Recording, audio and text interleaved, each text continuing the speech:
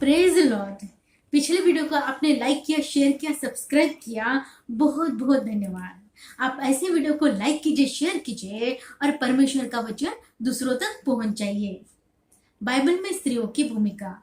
Bible में बहुत सारी स्त्रियों के बारे में लिखा हुआ है, उनके जीवन के बारे में, चरित्र के बारे में, व्यवहार के बारे में, उन्होंने कैसे कैसे काम किए और परमेश्वर ने अपनी महिमा के लिए उनको कैसे खड़ा किया है। ये हम अलग अलग पार्ट में अलग अलग स्त्री के जीवन के जरिए सीखेंगे। आज की कहानी है विधवा का तेल। दूसरा राजा 4 अध्याय 7वां वचन। तब उसने जाकर परमेश्वर के भक्त को यह बता दिया और उसने कहा, जा तेल बेचकर ऋण भर दे और जो रह जाए उसे तू अपने पुत्रों सहित अपना निर्वाह करना। अभी हम बाइबल से देखेंगे। भविष्यद्वक्ताओं के चेलों की पत्नियों में से एक स्त्री ने एलिशा की दोहाई देकर कहा, तेरा दास मेरा पति मर गया और तू जानता है कि वह यहोवा का भय मानने वाला था, पर जिसका वह कर्जदार था वह आया है कि मेरे दोनों पुत्रों को अपने दास बनाने के लिए ले आए। एलिशा ने उससे पूछा, मैं तेरे लिए क्या करूं? मुझे बता, तेरे घर में क्या है? उसने कहा, तेरे दासी के घर में एक हांडी तेल को छोड़ और कुछ नहीं है।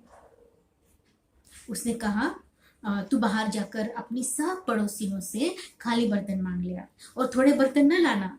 फिर तू अपने बेटों समेत अपने घर में जा और द्वार बंद करके उन सब बर्तनों में तेल उंडेल देना और जो भर जाए उन्हें अलग रखना। तब वह उसके पास से चली गई और अपने बेटों समेत अपने घर जाकर द्वार बंद किया। तब वे तो उसके पास बर्तन लाते गए और वो उंडेलते गए। जब बर्तन भर गए तब उसने अपने बेटों से कहा, मेरे पास एक और भी ले आ। उसने उससे कहा, और बर्तन तो नहीं रहा। तब तेल रुक गया। तब उसने जाकर परमेश्वर के भक्त को यह बता दिया और उसने कहा, जा तेल बेचकर ऋण भर दे और जो रह जाए उससे तू अपने पुत्रों सहित अपना निर्वाह करना। अभी हमने बाइबल से देखा है। अभी हम ये देखेंगे परमेश्वर इन वचनों से हमसे क्या बात करना चाहते हैं, हमें क्या सिखाना चाहते हैं। एलिशा इज़राइल का मेहनती किसान था। जिस समय उसको सेवकाई के लिए बुलाया गया तब उसने एक जोड़े बैल लेकर बलि किया और बैलों का सामान जलाकर और उनका मांस पकाकर अपने लोगों को दे दिया और एलिया के पीछे हो लिया। एलिया एलिशा का स्वामी था और उसे आत्मा का दुगना भाग मिला जो कि एलिया के पास था। एलिशा कभी भी एलिया से महान व्यक्तित्व का व्यक्ति नहीं बनना चाहता था। वह एक सेवक के समान नम्र और आज्ञाकारी व्यक्ति था। एलियाह व एलिशा के समय में बेतेल, यरीहो और गिलगाल में भविष्यद्वक्ताओं की एक पाठशाला थी। वहां के भविष्यद्वक्ताओं के चेलों में से एक चेले की मृत्यु हो गई थी, जिसने किसी से कर्जा ले रखा था और वो वापस करने के पहले ही उसकी मृत्यु हो गई। लेनदार मृतक की पत्नी के पास उसके बेटों को दास बनाकर ले जाने आए थे ताकि कर्जे के पैसे वे उनको दास की सेवा करवाकर चुकता कर सके। स्त्री का पति मर चुका था। उसका सहारा उसके बेटे थे और वह भी दासत्व में जाने वाले थे। इस कारण वह एलिशा के पास मदद के लिए आती है। एलिशा ने उससे पूछा, मैं तेरे लिए क्या करूं? तेरे घर में क्या है? उसने कहा, तेरी दासी के घर में एक हांडी तेल को छोड़कर और कुछ नहीं है।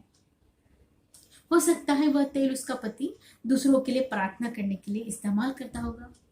अभिषेक का तेल हो सकता है या फिर खाने में इस्तेमाल होने वाला तेल भी हो सकता है। एलिशा स्त्री के जीवन में बड़ा चमत्कार करने वाला था। उसको कहता है, अपने पड़ोसियों से खाली बर्तन मांग लिया और थोड़े बर्तन न लाना। एलिशा के कहने के अनुसार वह करती है। वह जानती थी एलिशा परमेश्वर का भक्त है। उसने विश्वास किया और उसने कहने के अनुसार काम भी किया। उसने आज्ञा मानी उसकी। सारे बर्तनों में वह तेल उंडेलती गई। जब बर्तन खत्म हो गए तभी तेल रुक गया। जब स्त्री ने एलिशा को सारा वृत्तांत बताया, उसने कहा, तेल बेचकर ऋण भर दे और जो रह जाए उससे अपना जीवन निर्वाह करना। विधवा स्त्री का कोई सहारा नहीं था। हो सकता है उसके बेटे छोटे होंगे जो कमा नहीं सकते इस वजह से एलिशा ने उसके और उसके बेटों की जीवन निर्वाह के लिए पैसों का इंतजाम करके दिया। वह कर्जे से मुक्त हो गई और उसके बेटे भी दासत्व में नहीं गए। यहाँ पर एलिशा यीशु मसीह को दर्शाता है और खाली बर्तन मन के टूटे हुए लोग, दुखी, निराश, रोगी, पीड़ित, कर्जा, श्राप, संकट, तंगी, मुसीबत, लाचारी, गरीबी, नशे की चीजों के आदि लोगों को दर्शाता है। भजन संहिता 34वां अध्याय 18वां वचन। यह टूटे मन वालों के समीप रहता है और पीसे हुए का उद्धार करता है। टूटे के मन वाले, टूटा मन जो कर्जे में है, गरीबी, लाचारी, संकट, मुसीबत, श्राप में जीवन जी रहे हैं, जिनके काम नहीं बन रहे, रोग से पीड़ित है, जिनके संसार में कोई नहीं, अकेलेपन का शिकार है, आत्महत्या के विचार में जीवन जीने वाले, ऐसे टूटे पीसे हुए लोग जब वे परमेश्वर के पास आते हैं तब परमेश्वर इनको अद्भुत तरीके से अपनी शांति से, अपने चमत्कारों से भर देता है। उनको प्रभु बुलाता है, उनके पापों को माफ करता है और उद्धार भी देता है।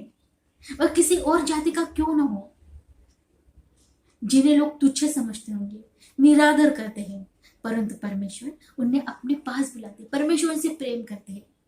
हे बोझ से दबे हुए लोगों, मेरे पास आओ, मैं तुम्हें विश्राम दूंगा, छुटकारा दूंगा। भजन संहिता 51वां अध्याय 17वां वचन। टूटा मन परमेश्वर के योग्य बलिदान है। हे परमेश्वर, तू टूटे और पिसे हुए मन को तुच्छ नहीं जानता। हमारा परमेश्वर जो जीवित है, उसके लिए हमारा बलिदान एक टूटा हुआ मन है, उसको तुच्छ नहीं जानता, उस बलिदान को स्वीकार करता है। टूटे मन, खेदित मन, जो दुख से भरे हुए लोग हैं, वह परमेश्वर के सामने एक बलिदान के रूप की तरह है। टूटे हुए मन से जो कोई प्रभु के पास आते हैं, परमेश्वर उस मन को तुच्छ नहीं जानता, परंतु उनके दुख और निराशा भरे जीवन में आनंद, शांति और छुटकारा भर देते हैं।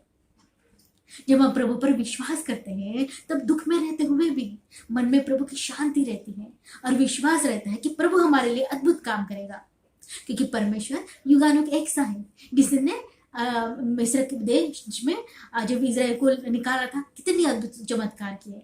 वही परमेश्वर, चमत्कार करने वाला, असंभव को संभव करने वाला परमेश्वर आज भी हमारे साथ है, जिसने कहा ना ही मैं तुम्हें छोड़ूंगा, ना ही कभी तुम्हें त्यागूंगा, पर इस संसार के अंत तक मैं तुम्हारे साथ हूं।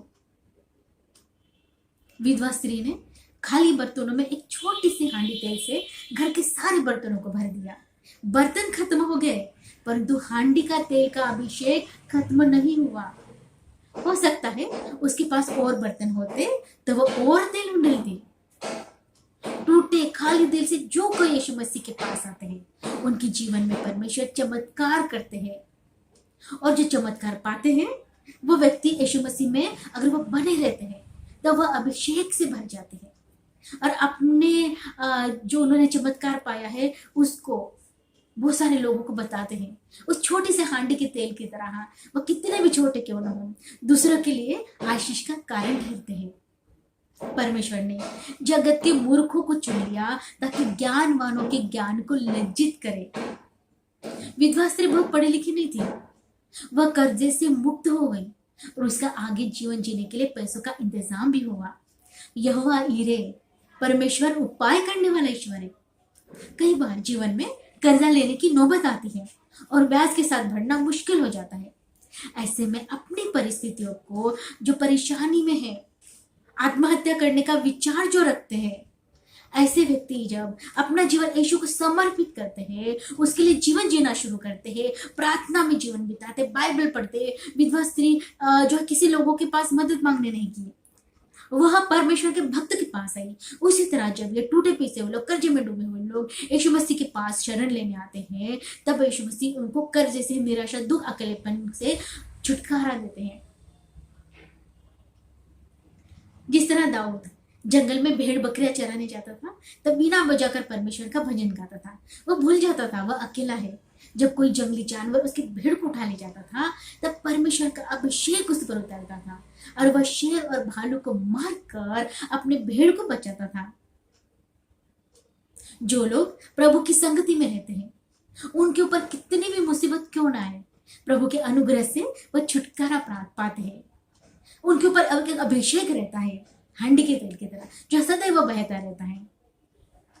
दुख मुसीबत में भी वो खुश खुश दिखते हैं, क्योंकि उनको पता होता है कि यीशु मसीह छुटकारा देने वाला हमारे साथ है, चमत्कार करने वाला, अद्भुत काम करने वाला हमारे साथ है, वही हमारे लिए मार्गों को खोलेगा। यीशु मसीह ने काना के गलील में 6 मटकों में पानी भरवाकर दाखरस बनाया, चमत्कार किया। 6 खाली मटके थे जिसमें पानी भरवाया गया था, ताकि यीशु मसीह चमत्कार करे। यीशु मसीह में बने रहने से वह व्यक्ति के खाली जीवन में एक ऐसी मिठास भर देता है जो दूसरों के लिए आशीष का कारण बन जाता है। इसलिए हमारा स्वभाव भी यीशु मसीह के स्वभाव की तरह हो, नम्र दीन होकर हमें रहना है, ताकि प्रभु हमारे द्वारा दूसरों के लिए काम करे, हम आशीष का कारण दूसरों के लिए ठहरे। विधवा स्त्री ने जिन पड़ोसियों से खाली बर्तन मांगे थे, उन लोगों ने बाद में स्त्री के जीवन को देखा होगा कि किस तरीके से उसके जीवन में चमत्कार हुआ है, कितने अच्छे से वह रह रही है। उन्होंने भी परमेश्वर के चमत्कार को उसके जीवन के द्वारा देखा होगा। हमें भी प्रभु यीशु मसीह पर विश्वास करना है, उनकी संगति में चलना है, उनके मार्ग पर चलना है, ताकि प्रभु हमारे द्वारा लोगों के जीवन में अद्भुत काम करे, अद्भुत चमत्कार करे और हम दूसरों के लिए आशीष का कारण ठहरे, जिस तरह विधवा स्त्री ठहरी थी। हमारे संसार में आसपास बहुत से ऐसे गरीब मसीह तो नहीं कह सकते, परंतु गरीब लोग, बहुत से बेसहारा लोग होंगे। हमें उनकी सुधि रखनी है, ताकि हम जब उनके पास जाते हैं और तब हम उनको कुछ भी देते हैं, तो उनके लिए हमें प्रार्थना करनी चाहिए, ताकि वो भी जाने कि प्रभु यीशु मसीह उनकी उस गरीबी में उन्हें छुटकारा देने वाला परमेश्वर है। और कितनी भी गरीबी में क्यों ना रहे, अगर हम प्रभु को याद करते रहेंगे, उस गरीबी में भी प्रभु उनको संभालेगा। जिस तरह लाजर को प्रभु ने गरीबी में संभाला और उसको स्वर्ग मिला, उसी तरह चाहे कोई कितनी भी गरीबी संकट मुसीबत में क्यों न रहे, उसमें प्रभु को याद करते रहे।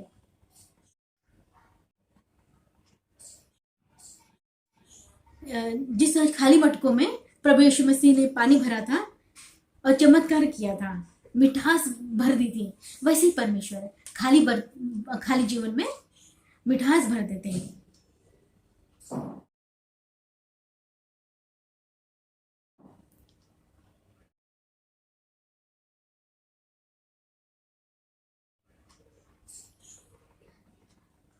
जो सचमुच विधवा है वह अपना जीवन प्रभु को समर्पित करे। 1 तीमुथियुस 5वां अध्याय 5वां वचन। जो सचमुच विधवा है और उसका कोई नहीं, वह परमेश्वर पर आशा रखती है और रात दिन विनती और प्रार्थना में लोलीन रहती है। जो सचमुच विधवा है, इसका मतलब जिसको परिवार से कोई सहयोग उपलब्ध नहीं है और वह प्रभु पर भरोसा रखती है, बाइबल पढ़ती, प्रार्थना में जीवन बिताती, कलीसिया में छोटे छोटे प्रभु के लिए काम करती, अपने बच्चों के भविष्य के लिए प्रार्थना करती और बच्चों में ध्यान देती है। परंतु जो विधवाएं कम उम्र की है, वह शादी करे, अगर नहीं करना चाहती है तो अपना मन पूरी तरह प्रभु की ओर लगा कर रखे। 1 तीमुथियुस 5वां अध्याय 6 और 7वां वचन। पर जो भोग विलास में पड़ गई वह जीते जी मर गई है। इन बातों की भी आज्ञा दिया कर, ताकि वे निर्दोष रहे। शैतान भी परीक्षा करता है। जो स्त्री परमेश्वर की आज्ञा में नहीं रहती, पति मरने के बाद दूसरे पुरुषों का मुंह रखती है, वह व्यभिचार करती है, भोग विलास में पड़ जाती है, ऐसों का अंत नरक होता है। 1 तीमुथियुस 5वां अध्याय 11 से 15वां वचन। पर जवान विधवा के नाम न लिखना, क्योंकि जब वे मसीह का विरोध करके सुख विलास में पड़ जाती है तो विवाह करना चाहती है और दोषी ठहरती है, क्योंकि उन्होंने अपने पहले विश्वास को छोड़ दिया है। इसके साथ ही साथ वे घर घर फिरकर आलसी होना सीखती है, और केवल आलसी नहीं पर बकबक करती रहती है और दूसरों के काम में हाथ पे डालती है और अनुचित बातें बोलती है। इसलिए मैं यह चाहता हूँ कि जवान विधवाएं विवाह करें और बच्चे जने और घर बार संभालें और किसी विरोधी को बदनाम करने का अवसर न दे, क्योंकि कई एक तो बहकर शैतान के पीछे हो चुकी है। पौलुस प्रेरित तिमोथियुस को पत्र लिखकर बताता है कि विश्वासियों के प्रति उसकी क्या जिम्मेदारी है, वह कैसे लोगों को निर्देश देकर एक अच्छे सेवक बन सकता है। मसीह विधवाओं के लिए निर्देश दिए गए हैं। हमारा भौतिक संसार बुराई से भरा है।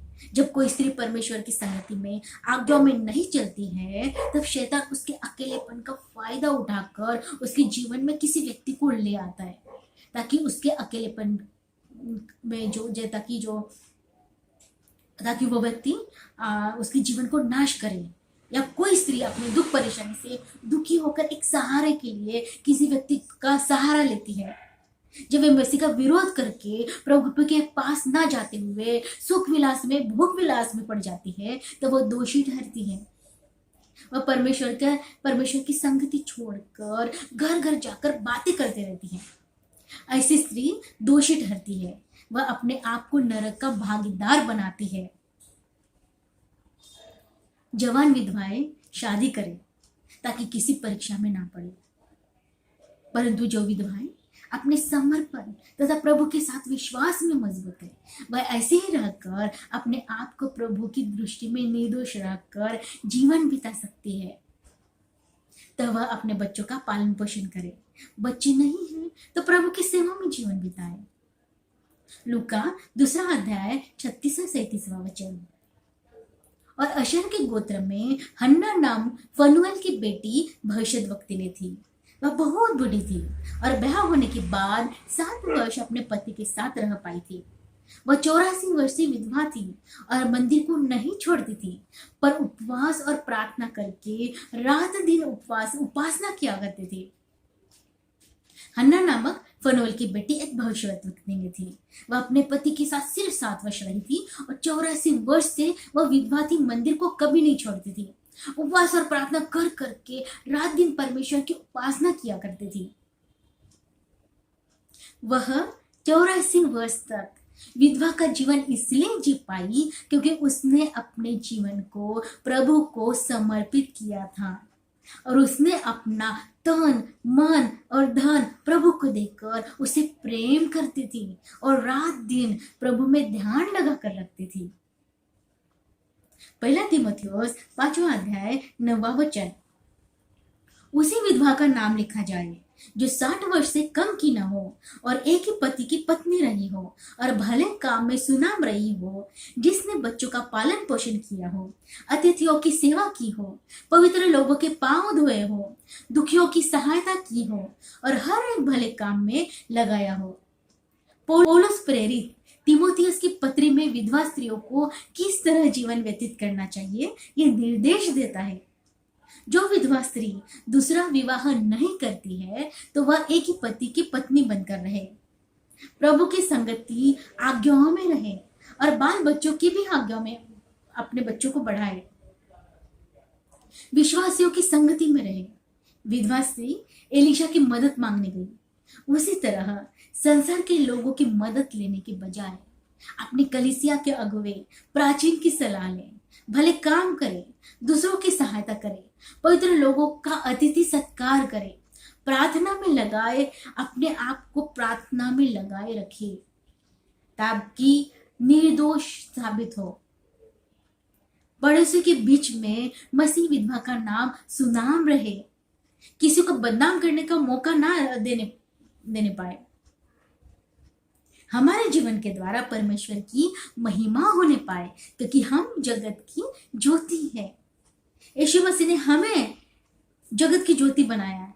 अगर वो हमारे में है तो हम जगत की ज्योति दिखाई देंगे। 1 तीमुथियुस 5 अध्याय 3 वचन। उन विधवाओं का जो सचमुच विधवा है आदर कर। विधवाओं का आदर करो, ये नहीं कि वो अकेली है इसलिए मसीह पुरुष या स्त्रियां उनको व्यभिचार की ओर ले जाए, उनका गलत फायदा उठाए या उनको लज्जित करे, परंतु उनकी सहायता करे। कोई नौकरी देकर, कपड़े देकर सांसारिक लोग बुराई की ओर लेकर जाते हैं, इसलिए सांसारिक लोगों से दूरी रखे और काम से काम ही रखे।